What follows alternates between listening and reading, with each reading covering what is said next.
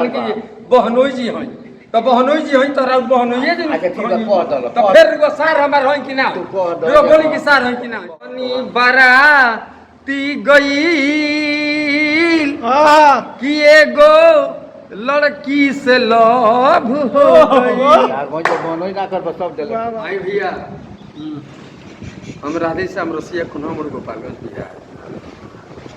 आज रसिया service centre में बनी जहाँ पर हमार सार जी मौजूद बने। बहनोई जी देखी बहनोई जी पर जबरदस्ती यहाँ कहतनी तिरुवा बहनोई है हाँ हाथ धोके हमरा के अच्छा तो फिर हमार साथ तो यहाँ के बहनी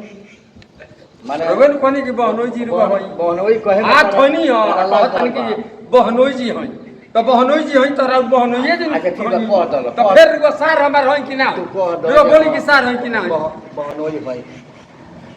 हमरा कहते कह दो बस एक लाइन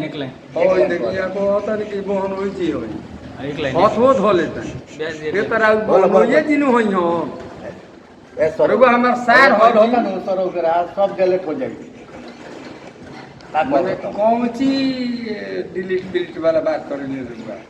बोलो ये पहले बताएं बोल दो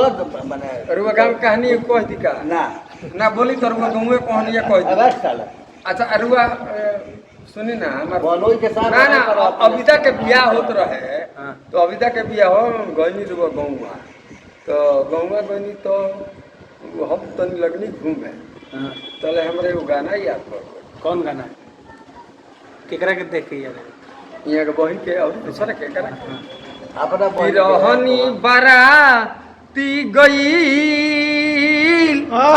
कि एगो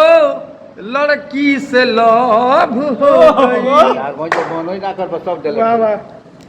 फोटो हम घींचत रहनी आ घर में हाली हाली ए सर आराम सुनी आ मुँह में लभेर दिहली अरे दहिया के छाली अरे हंसी हंस के ले लहली दिल कि तहरा बहिन से लव हो गई। और ये आगे सुनो बुझियो जय माला होत रहे अरे रंग महल में दुल्हन के संगे रहली अरे चहल पहल में आ राधे श्याम आबिद भई लगी कि तल एगो लड़की से लव हो गई धोखा धोली तो का भाई धोखा धोली कल धोखा धोली तो एगो धोखा धोली